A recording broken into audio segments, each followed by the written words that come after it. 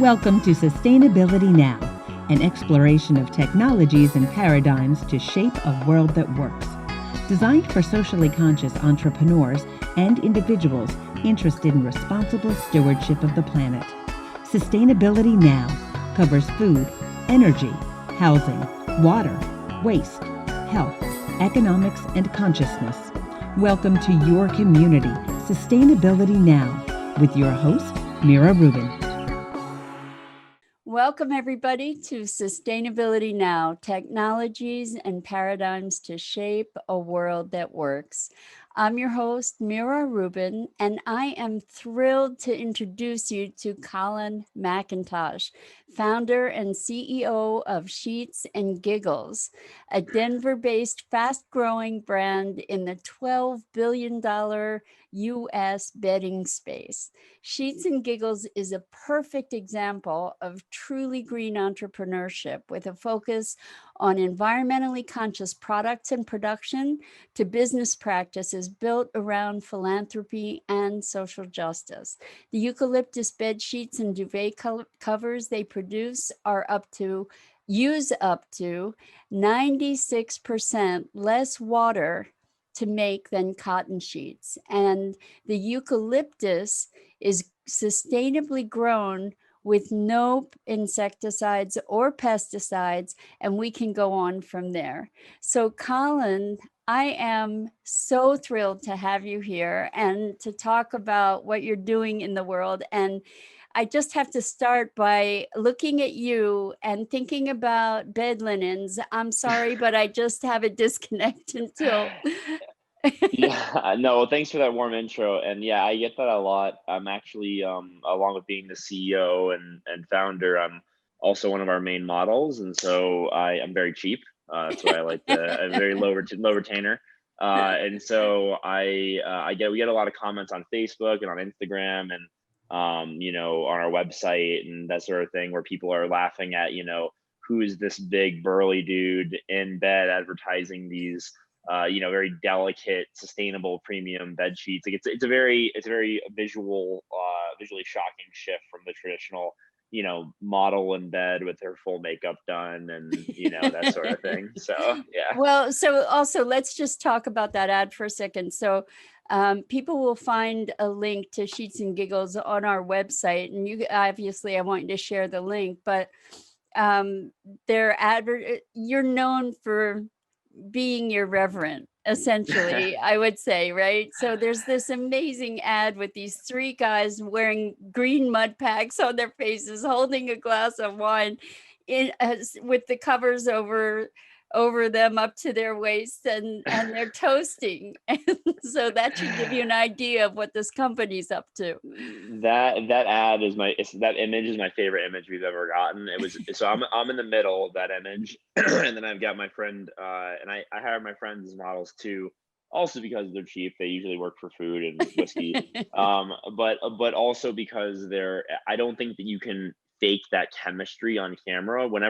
Whenever we try to hire models, and we do, it's very difficult to recreate that like raw friendship that just comes across when you're laughing and having a good time with your friends. So I bring in, I had Tony on my left and Dan on my right, and I just had this idea, and we did a shot list beforehand. I said, I want to get a picture of the three of us in bed together with wine and avocado face mess on.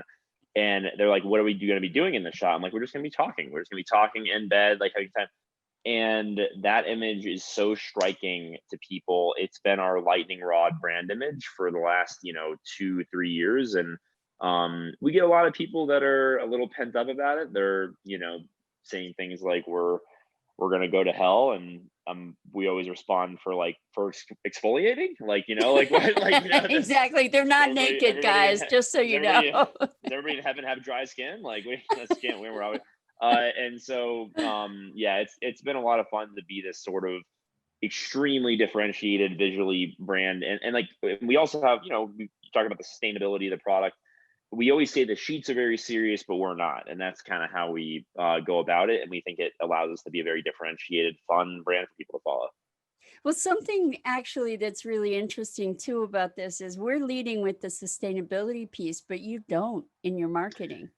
No, yeah, that it's something that I very early on I decided that, and this is going to sound a little jaded, but I just kind of decided that the average American, and I take it as you will, I'm the average American, right? Um, Puts their own personal self-interest first, and that's kind of how we are in the situation we are with. It's more corporate driven than personal driven, but basically, I just didn't think that leading with sustainability in 2017, 2018, when I was launching the company, was the most winning value proposition. I wanted to beat people over the head with, this product is softer than cotton. It's literally more breathable than cotton. It's going to regulate your temperature better than cotton. If you have sensitive skin, it will be better for skin abrasion versus cotton as a lower surface friction. And I wanted to lead with all the wonderful things about the material that made me so obsessed with it. And then I wanted to come in with, and it's a lower price than the Eucalyptus lyocell options at Bed Bath & Beyond, which were really the only thing out there at that point in time. There was like one brand that was selling at Bed Bath & Beyond. And then I closed the sale with, and it's sustainable. And then I educated people on cotton and polyester and all the different suboptimalities of those fabrics, and why we need to, really look at our textile production as a major polluter. Textiles is the number 2 most polluting industry in the world behind energy. And so it was definitely something that I was really interested in terms of like that brand value proposition. Where do you put in the sustainability? And now on our brand identity map, that is our number 2 value prop. So we start with the cooling, temperature regulating thing, which we've discovered people are completely obsessed over, and then we go into the sustainability. But that's a calculated marketing decision, yeah, and I like it because it means we're not really a one-trick pony. Which is not to say that all sustainable products are one-trick ponies, but more of, that was the perception I wanted to avoid if somebody heard about the brand for the first time, to think that we were premium first and then sustainable as well. Well, so speaking about sustainability, you really, I love that you have developed this whole ethos. I mean, it goes from top to bottom, and I'd love it if you'd share some of the considerations that first led you into this business, because you do have an entrepreneurial background, even at your very young age of 30, and that's now. So you started Old this man. business before you were 30. Yeah. And you already had a pretty rich entrepreneurial background, and then you decided to go into this business, but you had real specific criteria that a business had to meet. And then you went on and you built this amazing model. So if you could just sort of take us through that. Yeah, absolutely. So the genesis of S&G is, I was 27 years old. I was working at a company that I had really thrown myself into for a few years. It was a wearable technology product that it was sort of like a 21st century life alert. If you pressed it, it would send out an emergency alert and live location data. The goal was to fight sexual assault and fight sexual violence. And we had, I believe we had shipped something like 60,000 units. We had retail deals with Target and Brookstone, and we were on air on HSN and QVC, and I was running all the business development for that company. And unfortunately, for a number of reasons that I try to stop thinking about now that it's been 3 years, we all got laid off at 1 p.m. on a Monday in September 2017. There were about 20 of us working at this company in downtown Denver, and these people were my very close friends and people that I cared about. And I wasn't the CEO; I was just VP of Biz Dev, and I was on the founding team. So, I had been at this company since I was a 25-year-old kid. I had written the business plan when I was a 23-year-old kid. I was 27 at the time when we all got laid off, and I think I just kind of snapped. I think you just have like sort of an emotional breakdown when something like that happens. And I basically wanted to take all the things that I learned from that company and turn them into a long-term, profitable, scalable business model, because there were so many things that kind of prevented us from coming out of that exit velocity in that last company. And so I sat down and I said, okay, what are some of the things that I learned? And I said, well, I want to, instead of building my own marketplace from scratch and inventing this new, sort of category, which was like a safety wearable, I wanted to enter into a market that was large and existing, so I could carve out my own niche instead of something that was had larger players like a Life Alert or an ADT or Alarm.com that were existing in the space. I wanted something that was highly fragmented with no clear market leaders that I had to chip away at. And then I also wanted something that was largely traditionally physical retail, so I could bring the physical retail experience I had with those retailers and kind of poke them in the eye a little bit and tell people, hey, when you go shop at Bed Bath & Beyond, I've done deals with Bed Bath & Beyond. You're actually paying 40% of that purchase price for the privilege of parking in their empty parking lot. And then, from a brand perspective, I want an extremely boring, flat space with some unearned seriousness, so I could come in and zig where everybody else is zagging and have a little fun with it. And after 3 years of working in sexual assault and violence, I was looking for something that was a little more lighthearted, because it was difficult at times to get through the day. And so I looked at all my criteria, and then of course a big one for me was a sustainable product. I wanted, bottom line was, I had to do something with a sustainability mission. It's a big hot button issue of mine. And I looked at all my criteria. I looked at all the business ideas and domains that I owned. I swear to God, I owned sheetsgiggles.com, and I thought, does bedding fit my criteria? And it fit it perfectly. And I started doing materials research, started having conversations with different manufacturers, started going to apparel companies in Colorado, sitting down with their CEOs, understanding more about textiles and how to build these products, how to build a tech pack, how to think about minimum order quantities and production and dyes and all sorts of different things. And I ended up launching Sheets Giggles on May 1st, 2018 on Indiegogo with a crowdfunding campaign. And we did $284,000 crowdfunded for bed sheets, which to this day is my proudest achievement, to convince thousands of people to wait 5 months for bedding from a company they've never heard of. And I love all those people tremendously. They're my favorite people in the world. And the rest is history. And now we're 2.5 years later and headed into our third holiday season. It's remarkable. I mean, my head is spinning just listening to you recount. A lot of work. For me, it's like I see a lot of entrepreneurs, and I do mentorship hours in Denver, and I go mentor at Techstars for the accelerators, and I will.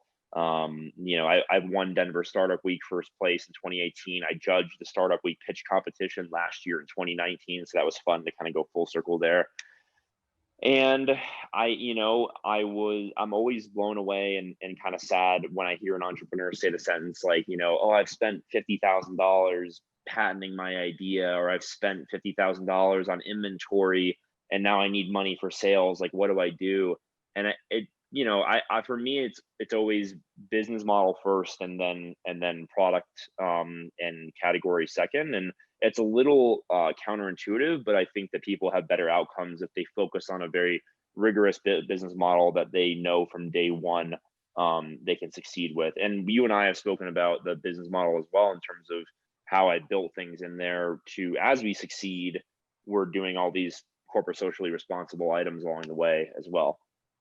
That's something I want to talk about a little bit more deeply. When you were building your business model, were you building, you had to, when you were sourcing suppliers, you had to have criteria that so you've built this thing with sustainability goals and intentions through every level of it. And I would love you to share some more detail around that, just because you've done such an amazing job with it, I think. I appreciate it. Imposter syndrome comes at you hard, like I actually, it's funny enough, I got asked to do a panel on imposter syndrome last year, and sitting on a panel in front of people talking about imposter syndrome was like a trip. Because you don't feel like you belong on the panel. But so I appreciate you saying that. For me, I just didn't want to start a company if it wasn't something that I could be proud of and that I could do good in the world. I was really inspired when I was 21 or 22. I went to interview at a business, and their motto was "Do good, have fun, make money." And I always loved that. I always loved the kind of just the three things, like do good, have fun, make money, in that order.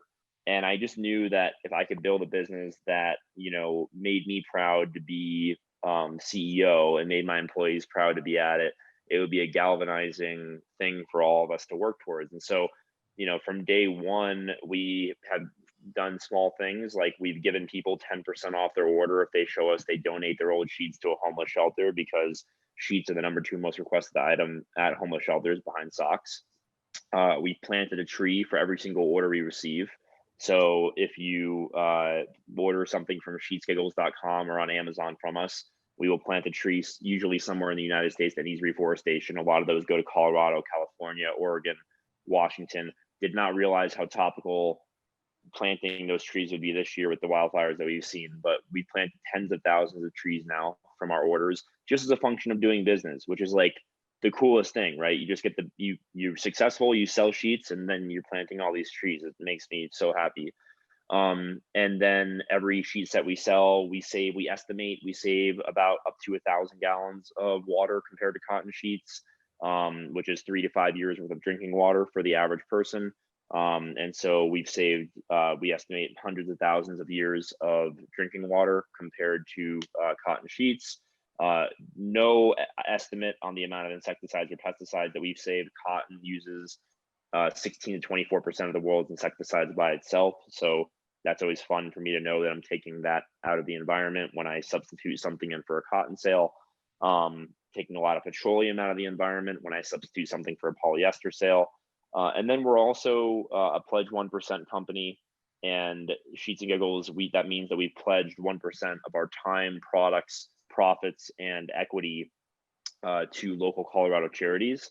And the profits thing, I always don't like the profit donations because I think that people cook their books so they never have to donate anything, and they can just say we donate a percentage of our profits. So we actually end up donating about, I think this year it's almost 2% of our revenue that we've donated. And that's a pretty big chunk. My investors get mad at me for that. And you're still a really new company. We're still young. Yeah. So we've donated to Colorado's COVID-19 emergency relief fund. We've actually donated $40,000 to that fund as a percentage of our sales. And we have also donated a few $1,000s to different Black Lives Matter organizations, which we felt really passionate about. Last year on Black Friday, Cyber Monday weekend, we donated 20% of our sales to the World Wildlife Foundation to save koalas. And this year we're trying something really cool where on Black Friday, Cyber Monday weekend, you'll get a small discount on our website, like 15% or something like that. But then you'll be able to donate 15% of your order to the cause that you actually choose, which I think is really cool. Instead of us picking the cause, you pick the cause. And I really like that. And it's also funny messaging because it's like, we were going to pick a cause, but then we kind of looked around at 2020 and we were like, there's a lot of things people could choose from. So let's go ahead and put the power in your hands. So yeah, it's been a wild ride, and I just feel very privileged and lucky to be where I am. And the harder you work, the luckier you get. And we just celebrated 3 years on Monday evening, actually. Congratulations. Yeah, thank you. I can't believe that it's been 3 years since I incorporated my first pun. So it's pretty amazing. And actually, I just want to take the sustainability conversation even further, because we talked about eucalyptus, and probably people are saying, oh my gosh, the koalas are going to starve now. You're using all the... Yeah. Right. Sorry, not yes. No, that's incorrect. But yeah, no, we hear that a lot. We get what about koalas? And so we love koalas. They eat eucalyptus. They sleep for 20 hours a day. And they're kind of our heroes. So we don't harvest any trees from Australia or any natural forest. All of our trees come from biodiverse farms that are grown in coordination with an NGO that basically their slogan is protecting forests from the forest industry, and make sure that no native environments are harmed, no native populations are harmed, make sure there's no child labor, nothing like that in any of the farms that we harvest our wood from. And the trees that we get, they reach maturity very fast. Eucalyptus trees can reach harvest stage in several years, and we plant 3 for every 2 that we harvest to reinvest in the future. And that wood pulp production is so much more sustainable, and it's a closed loop system.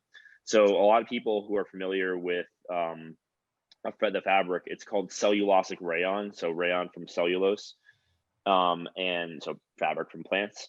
And a lot of people are familiar with the first generation of it, which is bamboo viscose. So it's viscose made from bamboo. The problem with that is, generally speaking, is there's something called carbon sulfide. That is the chemical that needs to be used to break down the bamboo into a fiber. It's very harsh. It's harmful for workers. It's harmful for the environment. It can't be reused. So there's a lot of toxic runoff that comes with the bamboo viscose production process. And depending on the manufacturer, that might mean runoff into waterways.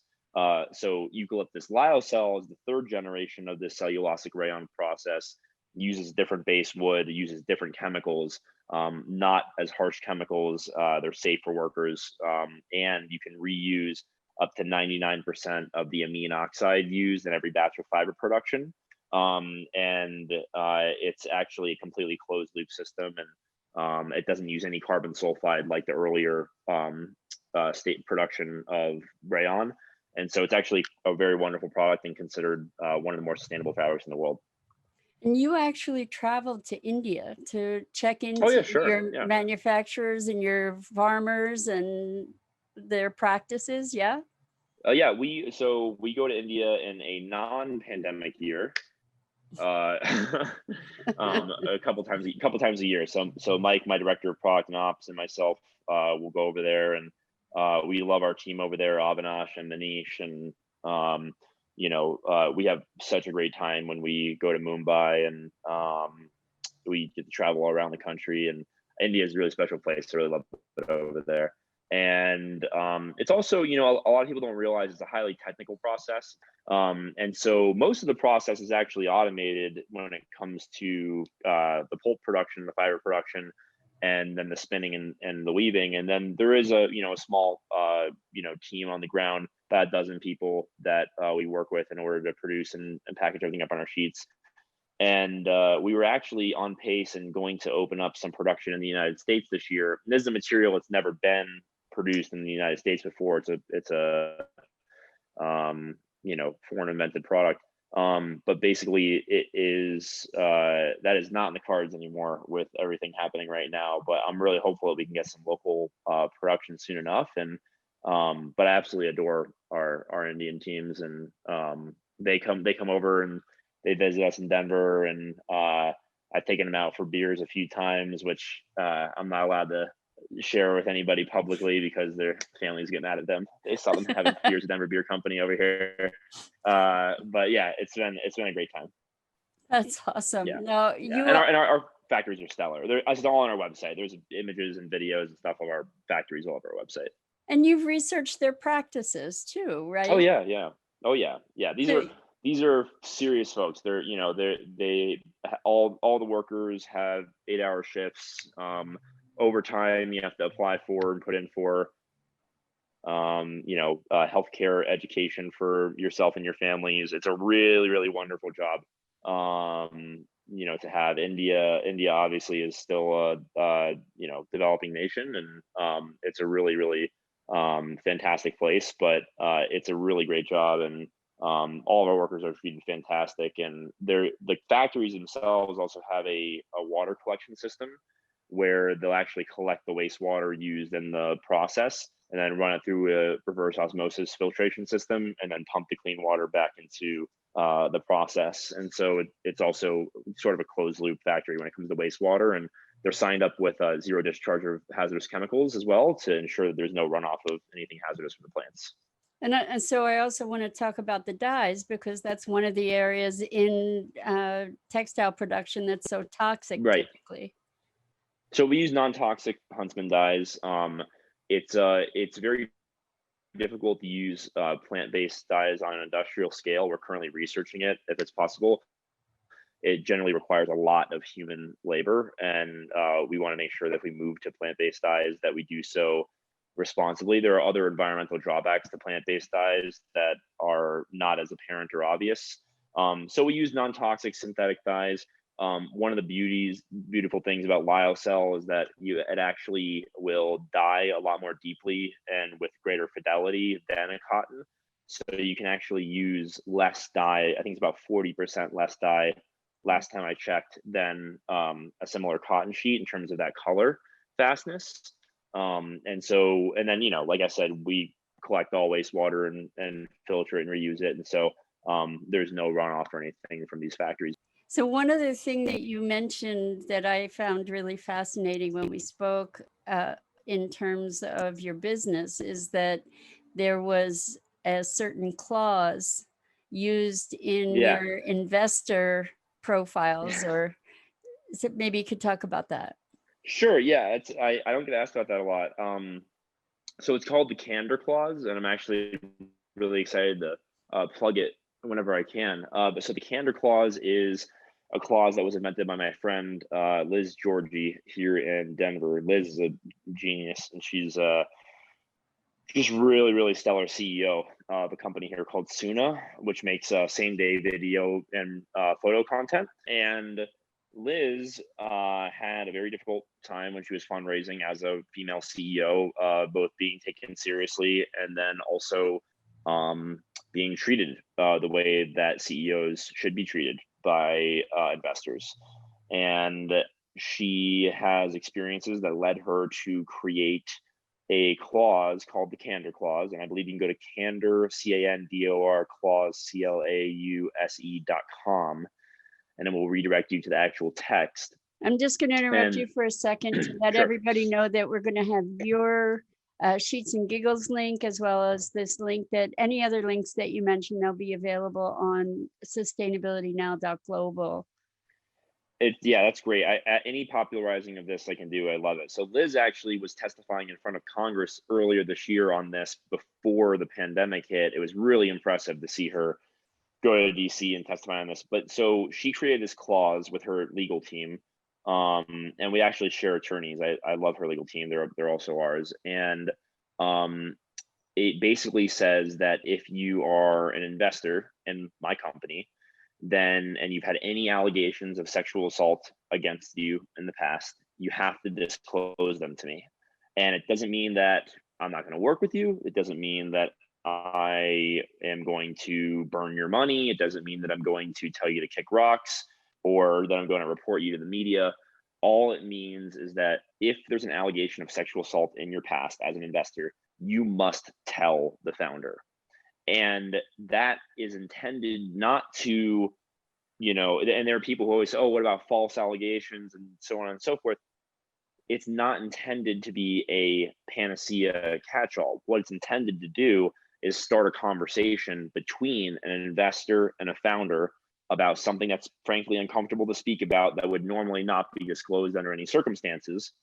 And then the founder is able to then make an informed decision about whether or not they want to work with an investor.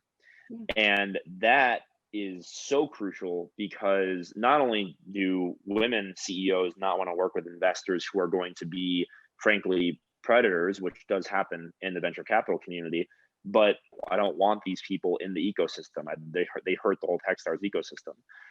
Sorry, the whole tech ecosystem. And so that's something that when Liz told me about this, and she became the first company to put it into her fundraising documents, of course, she invented it and she raised her, seed round. I think it was over $1 million of investment, multiple investors signed on. I asked her, I said, Liz, is it okay if I put this in my fundraising docs? And she said, of course.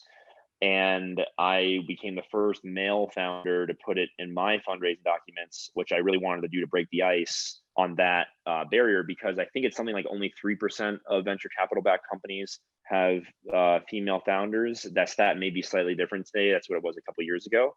So if only women are putting it in their fundraising documents, then it doesn't have the broad network effect that we want it to in terms of weeding out bad actors in the venture space. And so I really love it. It's all my investors have agreed to it because of that. We're one of the faster growing, more well-known consumer brands coming out of Colorado right now, and we get to have wonderful investors, the function of our success so far as a business. And then these investors, you know, are now all beholden to that clause, and other companies in the area, especially female-founded companies, know that if they do business with an investor that I introduced them to, or that they know has invested in S&G, that there's someone that they have a different level of trust with. I think it's a really wonderful thing overall for the startup community. It's brilliant. It's really Yeah, brilliant. And the I reason told Liz that it's brilliant. the Yeah. reason that I brought up all these things is because I think well, for me anyway, it was very eye-opening to start considering all the different aspects that contribute to sustainability. And social justice is part of that too, obviously. Sure. I worked at a startup trying to end animal euthanasia, and I worked at a startup trying to end sexual assault, and now I'm working on a startup trying to solve the global climate crisis. It's just funny. It's one of those things. So I look around my team, and I've got I've hired 3 vegans, which I didn't even, and now they're rubbing off on me, and I'm eating my breakfast sausage now is this Beyond sausage. It's fantastic. And you know, my meatballs are Beyond. Anyway, so like I've hired people that are like myself, and you know, all of our products are vegan and cruelty free, and we all care about similar causes, and we donate to ones that the team finds important. And it's just a real privilege to work with the people that I work with. And you know, at this stage in the game, I'm kind of like the facilitator, financer, emotional support manager at the company, instead of the ideas guy that's constantly, you know, steamrolling all the time. And I like the transition. It's not as fun, but now I get to support people who are doing great work. And the bigger we get as a company, the more good we can do. And I really mean that. Like, I don't like I'm not a fan of individualized corporate benevolence. Like, you know, if anybody listening to this podcast who's, you know, more on the left, you probably find yourself agreeing with me more often than you don't, where, you know, I am not a fan of allowing individuals to like hoard wealth and then be like, oh, but look at the wonderful foundations that they do. It's like, yeah, that would probably be better spent on like cancer treatment or something. I was socialized medicine. But anyway, you know, I think that one of the things that I really want to do with S&G is, as we grow, to always have these things built into our variable cost structure. So where, you know, like we've budgeted for the trees, and we budgeted for the donations, and we budgeted for the equity that we're giving to these charities, and we budgeted for the products. We got called in March by the city of Denver, and they said, hey, we're asking around, we need bed sheets for these new respite motels that we're building for these symptomatic homeless individuals who come in the shelters. We need to isolate them in their own rooms, and we need 300 sets of twin and twin XL bed sheets. And everybody keeps telling us, you got to call Sheets Giggles. So they gave me a call, and we donated every single twin and twin XL sheet set that we had on hand to these homeless shelters. And now I know that we've got hundreds of people every night sleeping on our sheets that are symptomatic individuals that are helping to control the spread of COVID in Denver. And, you know, that's the kind of thing that like really flies under the radar, but makes me feel beyond accomplished when I look at, you know, what we've done in such a short period of time with this weird little brand of ours. So. Well, it goes back to what you said in the beginning: do good, have fun, make money, in that order. Do good, have fun, make money, in that order, right? Like, and you should be so lucky to do the third one, right? Like, you know, like it's and that's the last nut I'll crack in my career, I'm sure. But. Well, I honestly, I am so excited. I mean, sheets that feel good are great, but the thing that I'm so excited about, the best, I'm telling you. I'm going to get some. I'm definitely, we should ask. Shameless plug. Sorry, Mia. Shameless plug. No, shameless plug. Sorry, go ahead. You're entitled to a shameless plug. But I'm definitely going to get some. And the thing is that I'm going to feel great about getting them. You know, like I feel like I get to enjoy luxury and I get to be making a difference. And what a Yeah. gift that is. And this is a new model. This is a new paradigm. And what you're exemplifying is that it is possible to make money and make a difference, and not in that order. Make difference and make money, you know? So We're making the difference first, and that makes our investors nervous because we have to make the money at some point. But yeah, no, you're exactly right. Like we're very focused on, just putting the right things out into the world, and we think that it'll come back to us in spades. And that's something I believe in my core.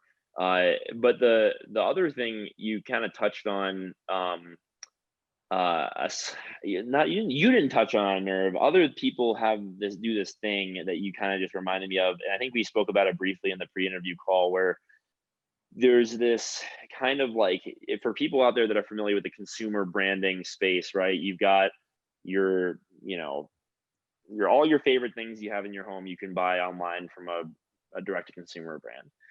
And what drives me crazy, these companies always have these like insanely audacious like mission statements, like, like, oh, we're bringing together cultures from all around the world to the same table. It's like, no, you sell suitcases on the internet, and like that's okay. Like do the thing. And then, oh, we're changing the way that people think about their personal hygiene. It's like, no, you sell toothbrushes on the internet. Like, and again, that's wonderful, but like own the thing, right? Like own the thing that you do. And so for us, we always like to say, like, we sell bed sheets on the internet, and we love owning that. Like that's what we do. And none of us ever thought when we were kids that we would grow up to sell bed sheets on the internet.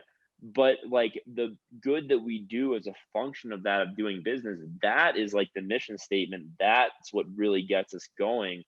And I think you can do it in like a very genuine, authentic way that doesn't have to be this like very like overt, thing that you use to like kind of trick people a little bit. Like I feel like all these companies like have these big mission statements because like they're trying to trick 23-year-olds into doing customer service for $30,000 a year in San Francisco. And like I think that it's kind of shitty. And so I like shitty, I should say. the thing So is, yeah. Colin, you did let it slip out that you are trying to end climate change. You know? One day, exactly. Yeah, that's my super audacious goal. That was more of a self-deprecating thing of like we're just selling bed sheets, but it's every little bit stacks up, and I think that's the thing with me is I'm all about everyone living imperfectly versus a handful of people figuring out how to live perfectly. I just did an interview with a gentleman named Eddie Bedrino from Eden Green, and he used the term redemptive business. Mm, And that's redemptive what your business. business is. In other words, it's a positive impact business. Your model, what you're doing, is you are doing business for good, Mm-hmm. Oh yeah, not a and that's minor. I appreciate that, and I like to think that my parents are proud of like that, that sort of thing, and they raised me right, and so it's just I've just got this chip on my shoulder from my last company. I'm trying to make sure that I don't squander this opportunity, and now I've officially worked at S&G longer than at any other place in my career, which is really crazy. Wow, congratulations. Thank That's you. that's awesome. So tell us more about your vision for the company and your company culture too. Well, so in terms of vision for the company, because I had a little 3-year celebration here. I've got a little quarantine friendship crew, like a few of us have, 3 or 4 kids, and Oh, cool. yeah, just girlfriend and my dog and a couple other people. And we had a little quarantine party here for the 3-year celebration. I wish I could have thrown a big dash, for the city of Denver, but and so I have my counter I'm looking at. I've got my towels that we're coming out with next year. They're eucalyptus lyocell. I've got dish towels, which is also eucalyptus lyocell. I've got our crib sheets, our flannel sheets. We've got our stripe sheets, which will be our first pattern, which I'm really excited about. And then behind me, you got our comforter, you got our throw blanket. We're actually coming out with a much larger, heavier throw blanket as well this winter. This is much more decorative and quite lovely. So we're going to be coming out with a host of products. Right now we've got comforters, sheets, duvet covers, and blankets, and pillowcases, obviously. And in 2021, we're going to be expanding a little bit, stepping outside of the bedroom a little bit more. And I'm really excited to show people all the things that you can make sustainably out of renewable resources. And so that's kind of the immediate term vision. And then long term, I'm a big Lord of the Rings fan, so I always picture like burning down the last Bed Bath and Beyond in a sort of like Helm's Deep style raid, which is an absurd thing to say, and they'll never do business with me. No, I long term, I'd like to make we've always said this from day one. Long term, we'd like to make a tangible impact on the amount of polyester and cotton that are used. Right now in home textiles, it's like 60% polyester, like 35% cotton, and the rest is like alternate materials. And the amount of polyester that is made is just astronomical and out of control. And so I'm really hoping that long term we're able to bring our prices down through scale and ingenuity, and get to the point where we can actually compete on cost with these synthetic, really damaging materials. Because as long as a set of polyester bed sheets is $12, people will buy them. And that's just a fact. And so I'm really working hard to make sure that long term we can become more of a mass market brand. So what is the pricing for your sheets? So they start at about $90, and they go up to, for our split king sets, which are 2 twin and twin XL mattresses with one king top sheet, it's $187. And then queens are about $140, and kings are about $150. And so we've found over time that we've had to raise our prices a little bit than we actually wanted to, because we are a young company and we're making sure that we can get escape velocity as a brand into profitability. But it's definitely hard to start a new company and to build something from scratch, and to get people to trust you and give you their credit card information. And it's been really great to see. We've got tens of thousands of customers now. I think early next year we'll approach 100,000 customers. And it's just really terrific to see the adoption and the people that trust us with, kind of bringing us into their home. So that's my long-term vision, and I got a couple short-term goals as well. But overall, I just want to make a positive impact on the world. That's always been my broad personal motivation, is to just leave the world a better place than I found it. Yeah. So I wonder how you learned about all the different aspects of things to build into your business plan, all these sustainable practices, all the 1%, for instance, all these different pieces that you incorporated into this amazing model. So it's just been a function of living into sorry, I'm just getting snuggled up here. So sorry, I'm doing an advertisement now for the company. I love this blanket. So it's just only $38 on sheetsgiggles.com. So basically I have a few years under my belt in Colorado. I've been here for 5 years now, and I've just really integrated myself into what's known as the Techstars ecosystem. I think I've said Techstars a couple times now. And it's a really wonderful startup ecosystem that's based in Boulder, Colorado. Is there a link for that we could? I think it's just techstars.com. Okay, we'll have that on the website. And I went through the program in 2015 as a founding team member on that other company, and that changed my life. I hopped in my car on 1 week's notice. We got into this accelerator. They give you $100,000 for 6% of your company, and they basically put you in a room with 9 other companies for 90 days, and they give you all the training, resources, and mentorship and connections that you could ever ask for. And then you get on stage at the end of the 90 days, and you have 5 minutes to pitch your heart out. And it's usually in front of a room of about 1,000 investors who then decide if they want to invest in your company. It's a really, really incredible program. It's called Demo Night, that last day. So 2015, I jumped in my car. I drove 19 hours from Seattle to Denver for that summer. It changed my life. I was 24, 25, and I came out of there I'd been fired 3 times at that point in my career. And I'm a terrible employee, terrible employee. And I, was very lucky to go through that program. And then 2.5 years later, I found myself in a position to start my own company. And Techstars was really interested in what I was doing because I was sort of this known commodity, where I wasn't the CEO of a company, but people knew me, they knew my name, they knew who I was. And I applied to the 2019 program, which we did in January through April of last year.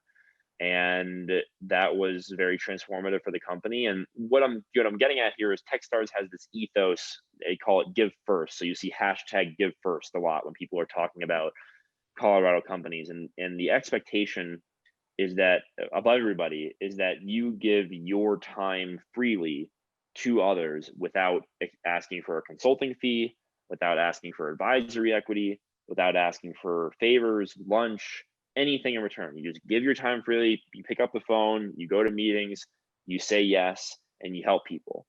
And the expectation is that will come back to you in spades. And so I actually was able to benefit from that mentality when I came into here when I was 25, and I got mentors like you wouldn't believe. People that I had no business being in the same room with became my mentor, and they were people that I have become very close friends with now, and multiple of my mentors have become investors into my business. And over time, that Techstars network has fostered into my relationship with Pledge 1%, which is the organization that does our Pledge 1% contract clauses. It's how I met Liz and found out about the Candor Clause. She was in my Techstars class last year. And it's how I find a lot of my employees. We put out job offerings through the network, and we get people who apply and they want to be a part of a Techstars company. And it's just been a really wonderful organization to be a part of. And I have a lot of friends that work there as well now, and I just feel like I'm part of the community now. I'm from South Florida, so it's weird that I'm like surrounded by nothing but land, and I feel very at home here. So. Wow, thank you for that. What a phenomenal resource. I'm Great sure organization. there'll be a lot Terrific. of people take advantage of it. Oh, Colin, sure. is there anything I should have asked you that I didn't? We've got a few minutes left to wrap up. Should have asked me. Well, there's nothing you should have asked me. There's I don't have any type of like, damn it, Mira. But I don't know. I mean, I'm always curious as to I whenever I listen to podcasts, I like to hear people talk about stuff that's also not related to their job or their work or anything like that. So I'm not sure if there's anything interesting to your listeners about the outside world or COVID or I'm a political guy. Like, I don't know if there's anything that's interesting to that. I don't know if we can do anything in that in 3 minutes. We can do all that in the next one. Okay, we'll do that. Yeah, that sounds good. But no, right now it's Halloween in 10 days. I'm gonna get a COVID test and go trick or treating with my little nephew who's 3 years old. Oh man, that'd be a joy. Until 2 days ago, he was gonna be Peter Pan and I was gonna be Rufio, and then my sister FaceTimed me with him, and now he wants to be a shark and I have to be a tarpon, which is a giant silver fish, and I don't have a tarpon costume, and so gotta figure this out in the next. Yeah, my mom's birthday is in 3 days, so I'm gonna make sure I get something in the mail for her, and just October is a busy month, and gearing up for Q4. So I would say the one thing I'll say to the audience is that if you do want to try Sheets and Giggles, and this will be the most shameless plug that I do, but if you do want to try Sheets and Giggles, we don't really do a big Black Friday promotion. We will do the 15% off and then 15% of your order donated. If you want 30% off, which is the biggest sale that we do all year, that is called Purple Friday. And we do it the Friday before Black Friday. So that's November 20th. And we will be offering 30% off everything, Sheets and Giggles, comforters, sheet sets. It's so you can get $150 sheet set for something like $105. Beautiful. Yeah, really, really good discount. And it's also, we do it once a year, one day, 24 hours. And we think that they're just the best gift you can give. We say it's a very sheety gift if you want to give somebody I love it. a box full of sheets. So, it's a really lovely. On Amazon, we have 850 reviews, and we have a perfect 5.0 star rating on Wow. presentation. So it's a great gift to give somebody to open up and have them have a smile ear to ear on one morning this holiday. Beautiful. Colin, thank you so, so much for being with us. It's been such a delight to have you. And No, thank you for having me. Oh, it's really, truly a pleasure. And I want to say thank you to all of you who are listening for spreading the word, for doing what you do in the world. You're the ones that make the change that we're all looking for to create the world that we dream of. And I want to say thank you to my co-founder and producer, Scott Billy. And until next time, live your best life, love the world around you, and together we can save the world. Thank you for listening to Sustainability Now. Visit sustainabilitynow.global to find resources related to today's program. While you're there, pledge your support by making a contribution to help us shape a world that works. And remember to subscribe, share, and follow us on social media.